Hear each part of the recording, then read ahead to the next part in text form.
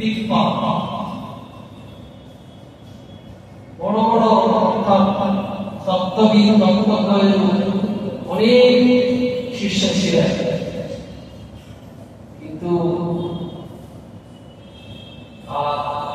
অন্তরঙ্গ বেশটা জমা সেই ভক্তিগুলো আজকে আমাদের সমাজে বলছেন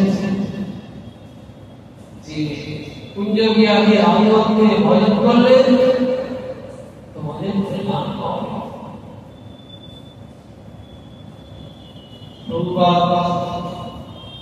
আর সেবার সন্তুষ্ট হয়েছে। শিষ্য গুরুকে প্রকাশ করে, জগতে গুরুর কথা প্রচার করে। আমার এখানে দেখা যাচ্ছে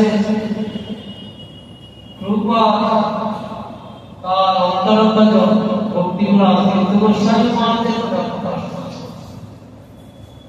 কিন্তু মহারাজের হাতে কোনো কার্যের দায়িত্ব দিলে প্রভুপাদ নিশ্চিন্তে থাকতে পারতেন, কিন্তু অন্যদের উপরে দায়িত্ব দিলে ততটা নিশ্চিন্তে থাকতে পারতেন না। তিনি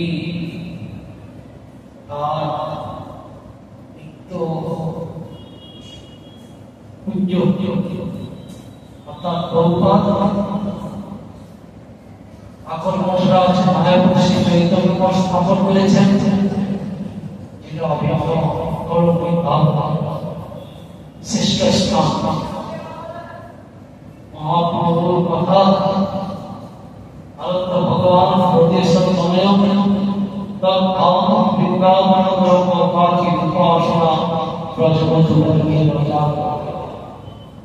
শ্রীমদ ভাগবত শ্রী চৈতন্য মহাপ্রভু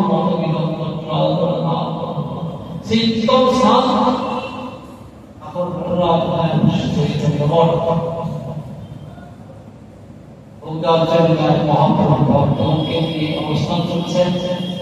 মাধুরী চরিতায় কৃষ্ণ রাধে সখী সেই উত্তম স্থান গোলকে যাওয়া মহাপ্রভু জানিয়ে গেছেন। তিনি শক্তি সঞ্চার করে সমস্ত অন্তরঙ্গ জনদের দিয়ে গেছেন। সেই মহাভাগবত পরম্পরায় ক্রমে জগৎগুরু প্রভুপাদ ভক্তি সিদ্ধান্ত সরস্বতী গোস্বামী ঠাকুর সেই শুদ্ধ ভক্তির প্রেমধারা প্রদান করেছেন। আর অন্তরঙ্গজন ভক্তি তীর্থ গোস্বামী মহারাজ তিনি সেই শুদ্ধ ভক্তির প্রকাশ করেছেন। প্রভুপাদের মাধ্যমে 64টা মঠ স্থাপন করেছেন, যেসব জায়গাতে নিত্য পঞ্চম পুরুষার্থ ভক্তির মাধ্যমে কৃষ্ণপ্রেম আস্বাদনের আমরা কর্মী নয়, যোগী নয়, বিলাসী নয়, জ্ঞানী নয়, আমরা ভক্তির মাধ্যমে ভগবানের ভজন করে ভগবানের চর্চা এই দর্শন করে গেছে। ভক্তি বিলাস গোস্বামী মহারাজ তিনি গুরু পরম্পরায় নয়, তিনি জগৎকে জগৎকে শিক্ষা দান করেছেন। আমরা এখন আলোচনা করব জগৎগুরু প্রভুপাদ ভক্তি সিদ্ধান্ত সরস্বতী গোস্বামী ঠাকুরের গৌরীয় প্রবন্ধগুলি থেকে পিতা কাহাকে বলে। বুঝতে পারছে আমাদের পিতা, কেননা জাগতিক জগতে পিতা যখন আমরা গুরুচরণে আশ্রয় গ্রহণ করলাম কৃষ্ণ ভজন করার জন্য, গুরুদেব পিতা। প্রত্যেকটা পথে ধারা আছে, কৃষ্ণ ভক্ত নিষ্কাম অতীব শান্ত ভক্তি মুক্তি সিদ্ধি কামী সকলের শান্ত। কৃষ্ণ ভক্ত তাদের কোনো কামনা বাসনা থাকবে না, শান্ত কর্মী যোগী জ্ঞানী স্বশান্ত। জগতের পিতা কৃষ্ণ চেনা ভেবে বা পিতৃদেই তাদেরকে চরণে যাবে। জগতের পিতা কৃষ্ণ, প্রহ্লাদ মহারাজ হিরণ্যকশিপুর পিতাকে বলছেন, বাবা জগৎ পিতা ভগবান বিষ্ণু, তোমারও পিতা আমারও পিতা মায়ের পিতা সবার পিতা পিতা। এটা আস্বাদন করেন ভক্ত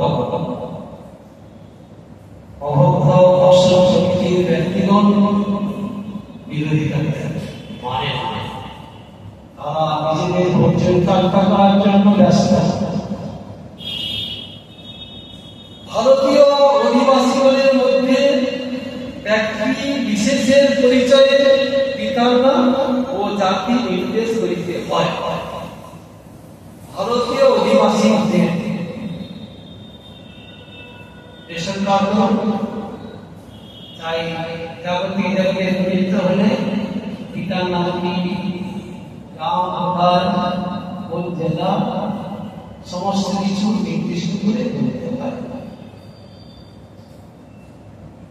একই নামে যেখানে বহু লোক আছে সেখানে পিতার নামে নির্দেশ থাকিলে পরস্পর বৈশিষ্ট্য স্থাপিত হইতে পারে। একই নামে দুজন, তাহলে কোনটা আমার পিতা হয় পদবী আলাদা, না হলে কিছু আলাদা বলতে হবে, একই দুজনে বলা যাবে না। বিভিন্ন জাতির মধ্যে এক নামের ব্যক্তি থাকিলে জাতির বৈষম্য পরিচয়ে এক নামের মানবের পার্থক্য স্থাপিত বৈষম্য সামনে হবে না। জাতির বৈষম্য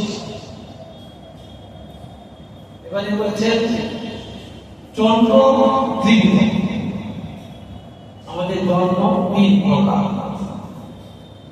পিতার ওজসে মাতার গর্ভে যে শরীর উৎপন্ন হয় তাহা সূক্ষ্ম শরীর মাত্র। সূত্র, সেই সূত্র হল থেকে পিতা মাতার মাধ্যমে একটা দেহ সৃষ্টি হচ্ছে, এটাকে বলা হয় প্রাকৃত দেহ।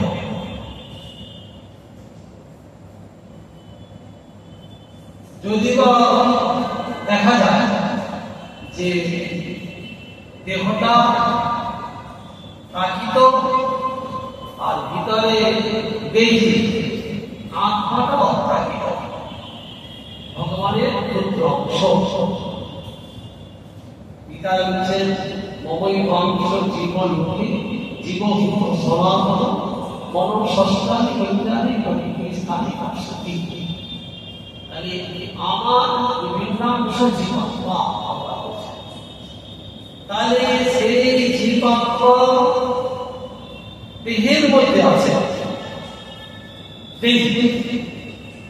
আর দেহটা আমার, দেহটা প্রাকৃত। এই যে সূক্ষ্ম জন্ম শরীর পিতা মাতার কাছ থেকে এটা প্রাপ্ত হয়েছে, এটা প্রথম জন্ম। আচার্যের মঞ্জিবন্ধন কার্যে গায়ত্রী মাতার উপরে যে সংস্কার জন্ম হয় তাহাকে দ্বিতীয় জন্ম বলে।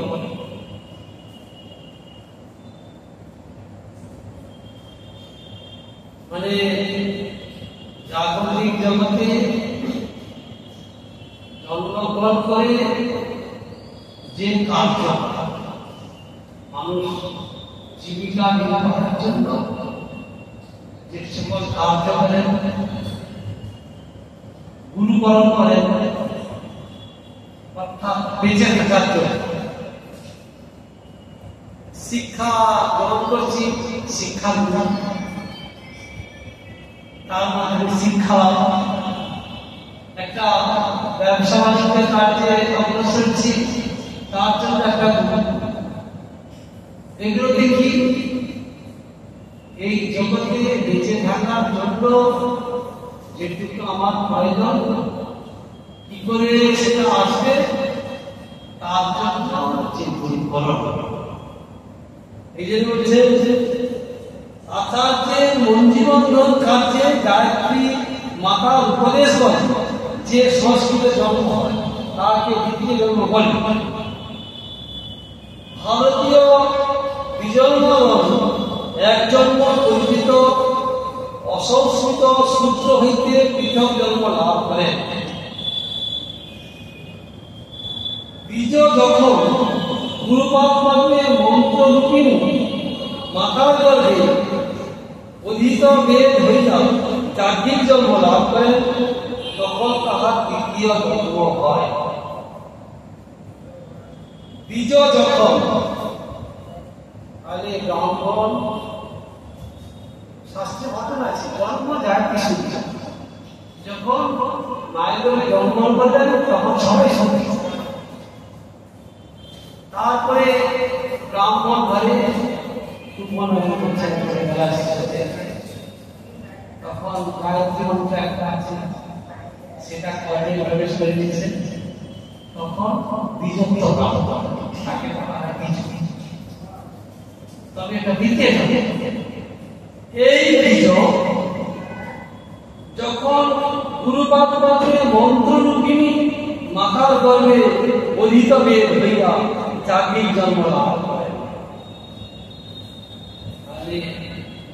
ওই বীজ দ্বিতীয় জন্মের পরে যখন সদ্গুরুর চরণ আশ্রয় করে মন্ত্ররূপিণী মাতার গর্ভে অধীত বেদ হইয়া বেদ যখন প্রবেশ করে গায়ত্রী মন্ত্র, তখন চাকরির জন্ম লাভ হয়। অর্থাৎ একটা যোগ্য করা বিভিন্ন ভগবানের নিত্য সেবা অধিকার লাভ করেন, তখন তার তৃতীয় জন্ম হয়। সত্য বিচার সূত্রনীতি যেখানে প্রবল সেখানে অনভিজ্ঞতা ক্রমে বিজত্ব ও ত্রিজত্বের কথা অজ্ঞাপন। অনভিজ্ঞ মূর্খ সমাজ সাধারণত সত্য জন্মকে জাতির পরিচয়ে একমাত্র নিদর্শন জানেন। সাধারণ মানুষগণ আমার পিতাই আমার মাতাই, আমি মাতার জন্ম করেছি, আমার পিতা এইটাই জানে, এটাই আমার পিতা, এটাই আমার। তদপেক্ষা বিজ্ঞগণ সংস্কৃত বিজাতি সেই অসংস্কৃত জাতির বৈশিষ্ট্য লক্ষ্য করেন। বিজ্ঞগণ যাদের জ্ঞান হয়েছে সংস্কৃত বিজাতির সহিত অসংস্কৃত জাতির বৈশিষ্ট্য লক্ষ্য করেন। অসংস্কৃত জাতির বৈশিষ্ট্য আমি আমার কাছ থেকে এসেছি, আমার কোনো বিচার, আমি খাওয়া দাওয়া করছি, সংসার করলাম, এই চাকরি করি, চাকরিকে অর্ধেক কাজ করলাম, এইভাবে কাজ জীবনটা কেটে গেল, মরে গেল, আমার জন্ম সংস্কার।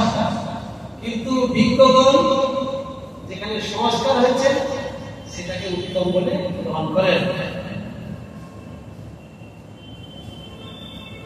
তাহাদের ভাষা দ্বিতীয় জন্মের পরিচয় দ্বারা জাতির পরিচয় হয়। দ্বিতীয় জন্মের ওই যে বলছেন সংস্কৃতি একটা আছে, সেইটা ধারা নিয়ে যখন অগ্রসর হচ্ছে তখন তার সেই পরিচয়।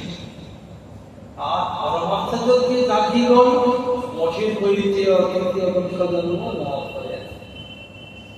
পরমার্থ জগতে জাতি যারা পরমার্থ জগতে বসবাস করে, পরমার্থ জগৎ মানে ভগবান যারা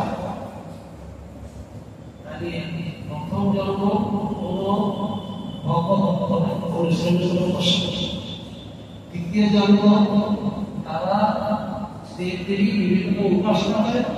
তবে তাদের চাওয়া ব্যাপারটা হচ্ছে কি যে আমার জীবন যাতে সুন্দরভাবে পরিচালিত হয় তার জন্য ধরুন এই ইত্যাদি ভাবে দুর্গা পূজা অষ্টমী যারা ব্রত করে তাদের চাওয়া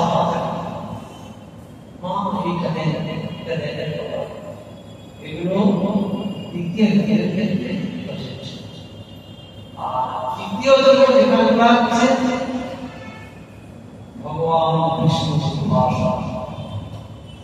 পরমাত্ম যজ্ঞের জাতিগণ মঠের পরিচয়ে তৃতীয় দক্ষা জন্ম লাভ করে। মঠের পরিচয় মঠ মন্দিরে থাকা বা মঠ মন্দিরে আনুগত্যে ভগবানের ভজন করা। তাদের পরিচয় হচ্ছে কি যে তৃতীয় জন্মে যে গুরুচরণে আশ্রয় নিচ্ছি তিনি হচ্ছে আমার পিতা। এটা হচ্ছে নিত্য সম্বন্ধ। আমি জাগতিক জগতে বাস করছিলাম, পরবর্তী পর্যায়ে কোন একজন ভক্ত আমাকে বললেন তুমি গুরুদেবের চরণে আশ্রয় নাও। এবার আমি তার কথা মতো যখন গুরুদেবের চরণে আশ্রয় গ্রহণ করলাম তখন আমার জাগতিক জগতে দীক্ষা কোন গুরুচরণে যে সকল গুরু এই জগতে ধর্ম অর্থ কাম মোক্ষ। আবার এই বিদ্যালয়ে থাকতে থাকতে যখন আমাকে কোন উত্তম মহাভাগ্য করলেন তুমি পরমাত্ম জগতের অনুসরণের জন্য সব চরণ আশ্রয় করো, তখন আমি তৃতীয় ভগবান ভজনের জন্য যে গুরুচরণে আশ্রয় করলাম তিনি হচ্ছেন আমার পারমাত্মিক পিতা। তখন আমার জাগতিক পিতা বা দ্বিতীয় জন্মে জাগতিক জগতের যে আমার কেন্দ্রীয় প্রতিবাঞ্ছার জন্য যে পিতা সেগুলো বাদ দিয়ে আমি পরমাত্মা অনুসরণ অর্থাৎ নিত্য গোলকে যাওয়ার জন্য সাধন ভজন করার জন্য যে গুরুচরণে আশ্রয় করেছি সেটা হচ্ছে আমার পারমাত্মিক পিতা।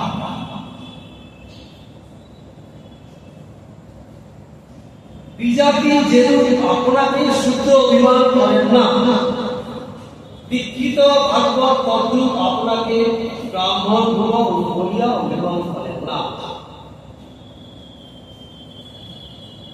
যারা সদ্গুরু চরণে আশ্রয় দিয়েছেন পরমাত্ম জগতে অনুসরণ করার জন্য, উত্তম ভাগবতের চরণে আশ্রয় দিয়েছেন, তখন তারা ব্রাহ্মণ বাড়ি থেকে একদম বলেন আমি ব্রাহ্মণ। তারা বলেন কি আমি কৃষ্ণ, আমার বক্তব্য অর্চনা। এই জন্য গৌড়ীয় মঠের নিদর্শন দিচ্ছে আপনি একজন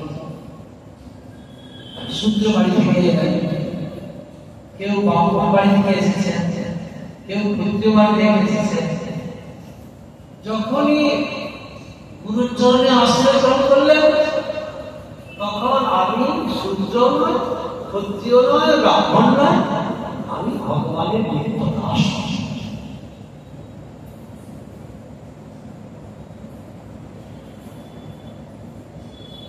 পুজোশ্রী আমরা নাহং বিপ্লব নচ মজপতি আদি বর্ষাসন নাহং ভূমি নচ বৃহস্পতি কিন্তু প্রত্যেকটা মর্মান্তপূর্ণ অপরাধে অবিভক্ত পদে অবয়ব আশ্বাস ব্রাহ্মণ নয়, ক্ষত্রিয় নয়, বৈশ্য নয়, সূর্য নয়, গৃহস্থ নয়, ব্রাহ্মস্থ নয়, ব্রহ্মচারী নয়, সন্ন্যাসী নয়, আমি প্রতিবারের ঘরে তার বিশেষ পরমার্থ জগতের অনুশীলনে এই আমার পরিচয়। আমি গুরু দাস, গুরু আমার পিতা, আমি তার দাস, তার সন্তান। তিনি যে পথে ভগবানের ভজন করছেন আমাকে সেই পথে নিয়ে যাচ্ছেন। শ্রীকৃষ্ণ আরাম ধর্মিকা নামা সিংহারাম মন্দির অর্চনা যুক্তস্থ অপ্রাপ্ত নিযুক্ত মন্দির গুণী চরণ। তিনি মন্দির অর্জন করছেন, আরাধনা করছেন, সঞ্চালনী করছেন, আর আমাকেও সেই কাজে নিযুক্ত করছেন। তাহলে উত্তম ভাগবতে চরণ আশ্রয় করে পরমার্থ জগতের অনুশীলন করলে তখন তিনি আমার পারমার্থিক পিতা। কিন্তু অনভিজ্ঞ জনগণ তাহাদিগকে ব্রাহ্মণ বলিয়া বুঝতে পারেন না। মঠের পরিচয় আচার্য ও শত্রু জনকে পরিচয় বিনষ্ট হয়। একথা বুঝিতে না পারায় অনধিত শাস্ত্র ব্যক্তিগণ শাস্ত্র শাসনের ও সজ্জনের প্রতি আক্রমণ করিয়া বসে। আরে তুই গুরুচরণে আশ্রয় ছিল, বাবাকে মানিস, বাবাকে মানিস না। সাধারণ ব্যক্তিগণ মানতে পারে না, ক্রোধ প্রকাশ করে। কিন্তু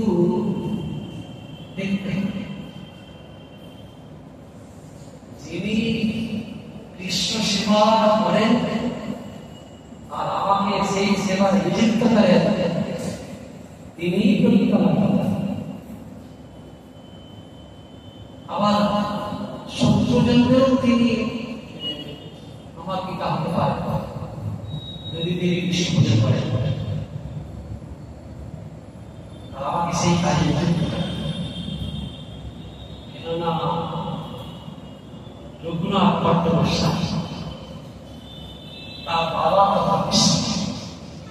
মহাভারত ভগবানের অন্তরঙ্গ মহাপ্রভু অন্তরঙ্গ যখন রঘুনাথ ভট্টগোস্বামী মহাপ্রভু চরণে গেলেন তখন বললেন তুমি বাড়ি যাও, তুমি আগে পিতামাতার সেবা করো, সংসার করবে না। মহাভাগবতের কাছে হরিকথা শ্রবণ করবে, পাঠ করবে, পিতামাতা ভক্ত হয়ে গেলে তখন তুমি আমার বিচার পাঠিয়ে দিলেন। কেন? ওখানে জন্মদাতা পিতা তিনি হচ্ছেন পার্বতী পিতা। তখন যার জন্য অতএব যে ব্যক্তি আমাকে পরমাত্মা জগতের অনুশীলনের জন্য নিযুক্ত করেন তিনি হচ্ছেন প্রকৃত পিতা।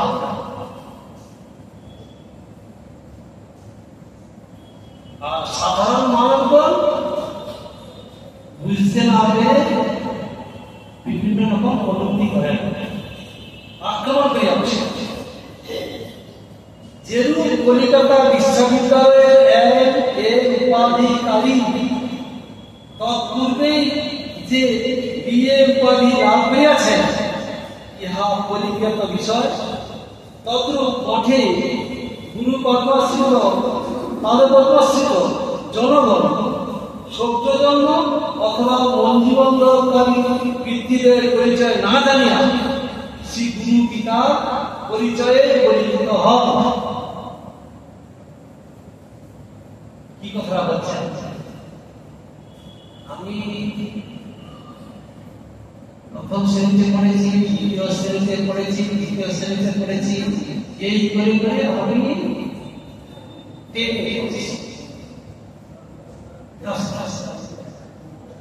আমাকে ইতিহাসে মনে করেছ আমি 10 ক্লাস, আমি 1 2 3 4 5 এর কথা।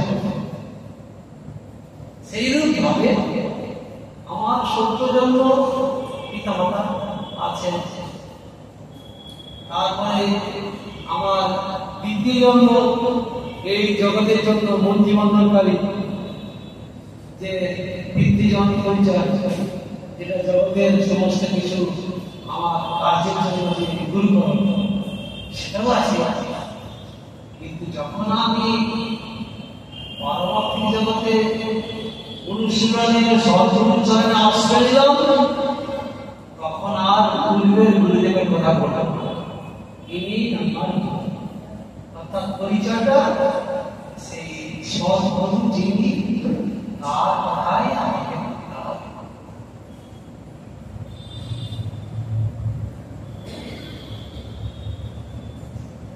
মূর্খ লোক এই সকল শাস্ত্র কথা বুঝিতে না পারায় ক্যাংড়া মেঠোদলের কাশীপুর ওসমানপুরকে অষ্টাদশ শতাব্দীর নবীনতার অভিহিত না করিয়া উহাকে পঞ্চদশ শতাব্দীর প্রাচীনতা বলিয়া ও বৌদ্ধ মূর্খতা প্রকাশ করে। ও বৌদ্ধ মূর্খ, তারা মূল বিষয়টাকে না জেনে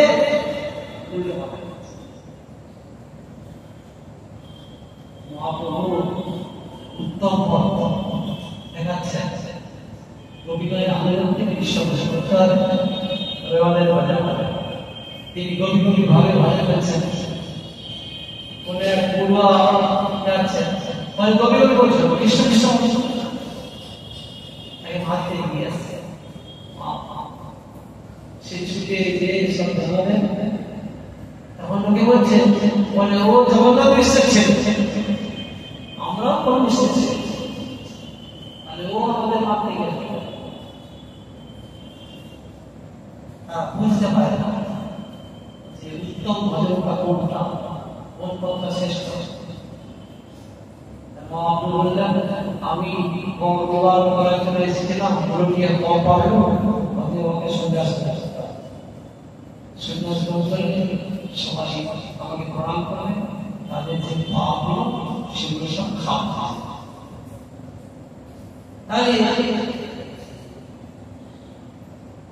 পরমার্থ জগতের অনুশীলন যাওয়ার পরে জাগতিক লোক বুঝতে উত্তম ভজনটা কি, যার মধ্যে যিনি সৎগুরুর চরণে আশ্রয় গ্রহণ করেছেন তিনি বুঝতে পারবেন, সাধারণ মানুষ বুঝতে পারবে না।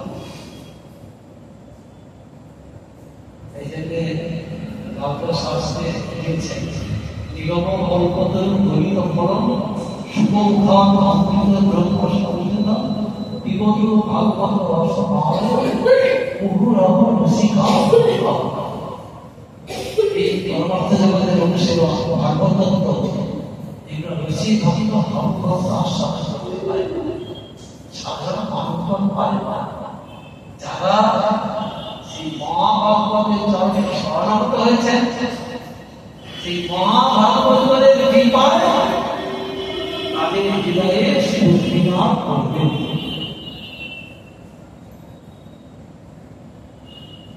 কোন হাকিম যেরূপ চণ্ডী মণ্ডপের সম্মুখে কোন ঘটনা লিপিবদ্ধ করিতে গিয়া চণ্ডী মণ্ডপকেই সাক্ষী শ্রেণীভুক্ত করিয়াছিলেন, তদ্রূপ মূর্খগণ গৃহপতি ব্রহ্মচারী ও সন্ন্যাসীগণের পূর্ব পরিচয় বা ইতিহাসের দ্বারা বর্তমান কালের ঘটনা নির্দেশ করে।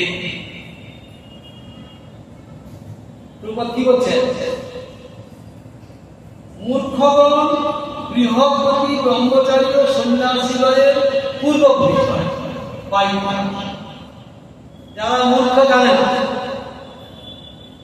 একজন বৃহৎ বড় করেছেন, ব্রহ্মচারী সন্ন্যাসী হয়েছেন, তারা সেইটা উপলব্ধি করতে না পেরে তারা সেই যে পূর্ব জন্মের কথাই তারা তুলে ধরেন। ইতিহাসের দ্বারা বর্তমান কালের ঘটনা নির্দেশ করে এই সকল নগ্ন মাতৃক ন্যায় অবলম্বী জনগণ নিতান্ত স্বচ্ছ। ইহাদিগকে পাঠশালায় ধর্মশাস্ত্র ও সামাজিক ব্যবহারের কথা বিশেষভাবে শিক্ষা দেওয়া আবশ্যক। এই সকল সাধারণ যারা পরমাত্মা জগতের অনুসরণে নিযুক্ত হয় না তাদেরকে বিশেষভাবে শিক্ষা দেওয়া আবশ্যক। অর্থাৎ মহাজনগণ বলেন বাবা কৃষ্ণ করো, তোমার জীবন সার্থক হবে, মায়া মহাপ্রভু বললেন জীব জাত মুরাচান কত নিদ্রাচান দুর্লভ মনুষ্য জন্ম নবীরা সংসারী বিশ্বনাথ। এখন চিন্তা হবে না ওই যখন বৃদ্ধ হয়ে যাব, চোখে দেখতে পাচ্ছি না, কানে শুনতে পাচ্ছি না, কষ্ট খুব লাঠি ধরে যেতে হচ্ছে, তখন মনে হবে ভাইরে জীবনটা কি করলাম আমি, আমার এই গুণের কারণে আবদ্ধ হয়ে অনিত্য বস্তুকে নিত্য মনে করে জীবনটাকে অতিবাহিত করলাম, কিন্তু হয় এখন কি গতি হবে? কেননা প্রাকৃত জগতে কেউ একই রকম থাকতে পারবে না। বাল্য, দৌর্গণ্য, মৌমা, যৌবন, জরা, ব্যাধি, মর্ম, আর এই অনিত্য জগতে আমি আমার করে পরিভ্রমণ করতে করতে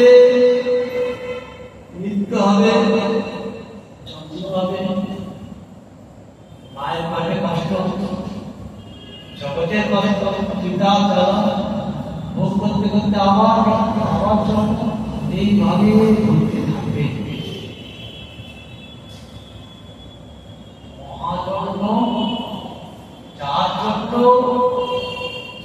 এই সকল ব্যক্তিকে বলেন কৃষ্ণ ভগবান ছাড়া তোমাদের উদ্ধারে কোনো পথ নেই। কৃষ্ণ ভগবতী আশা হচ্ছে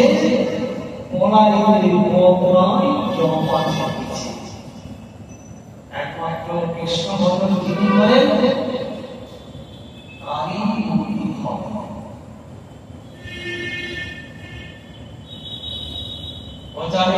জীবন চরিত্রে দেখতে পাওয়া যায় মৃত্যুর সময়ে তার ছোট সন্তান নারায়ণকে দেখেছে, নারায়ণ কোথা আছে দেখেছে, যার ফলে যমদূতগণ বলছেন সেই অজামিনের পরিপূর্ণ পাপ তাকে নিয়ে যাওয়ার জন্য জমালে, আর ওই নারায়ণ বলার জন্য নাম আছে মুক্তিলাভ হলো ভগবান পাঠিয়ে দিলেন তার দুর্গণকে অজামিনকে নিয়ে এসো। যমদূতগণ যমরাজকে বলছেন প্রভু অজামিন প্রচুর পাপ করেছে, যার শেষ নাই, আর চতুর্ভুজ হাত করে পথে এসে নিয়ে গেল, বললেন না আমার প্রভুর কাছে নিয়ে যেতে হচ্ছে, ওরা খারাপ, তার এইরকম গতি হলো কেন? বলছেন সারা আমার প্রভুর গুণগান কীর্তন করে তাদেরকে তোমরা আনবে না, যারা করে না তাদেরকে তোমরা নিয়ে আসবে আমার কাছে, আমি তাদেরকে জগৎকে যাব না। যারা কৃষ্ণ ভজনকারীদেরকে অবহেলা করে, তাদেরকে গুরুত্ব দেয় না,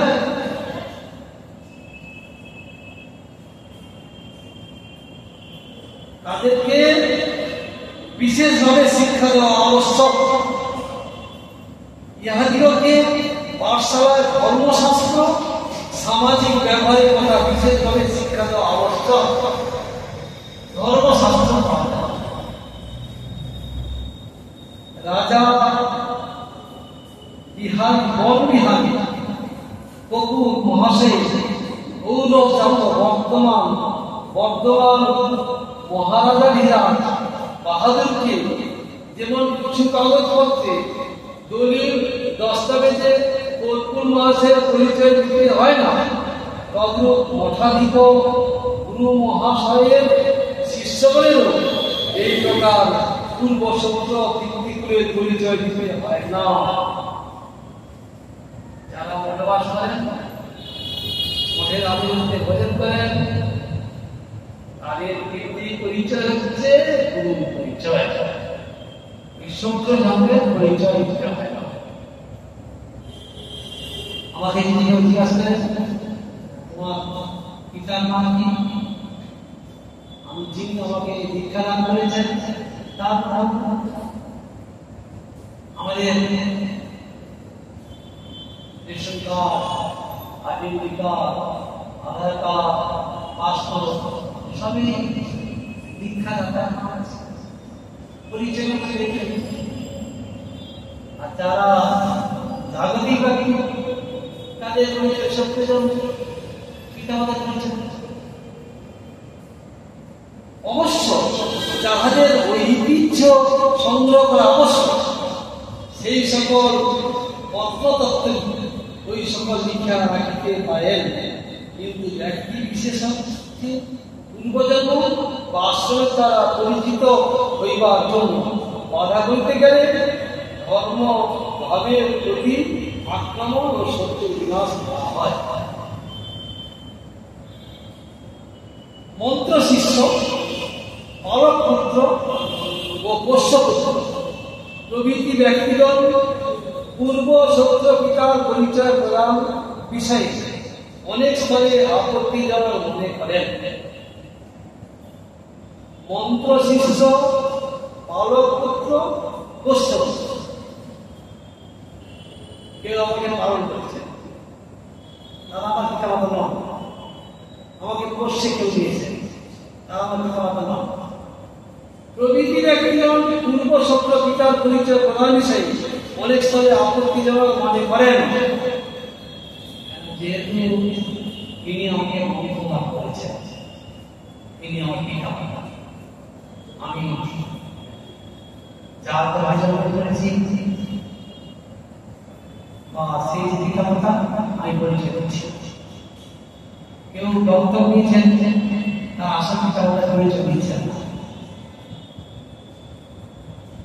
কেউ পালন করছেন, তার পিতামাতা পরিচয় দিচ্ছেন। এখানে আপত্তি কেন? যেহেতু আমি আমার পিতামাতাকে চিনি না, যিনি আমাকে বর্ণনা করেছেন তিনি আমার পিতামাতা পরিচয়। নারিকেলের শস্য ও জল বাদ দিয়া বাইরের ছোকরাকেই যদি নারকেল বলিয়া জ্ঞান থাকে, অথবা বাইরের খামখানিকেই যদি ভিতরে চিঠে বলে রং হয়, তাহলে আমরা নাচি। বলছেন যদি নারকেল আর ভিতরের শস্য ও জল বাদ দিয়ে যদি ছোকরাকে নারকেল বলি, সেটা কি ঠিক হবে? বাইরে খামটাকে যদি চিঠি বলে, সেটা কি ঠিক হবে?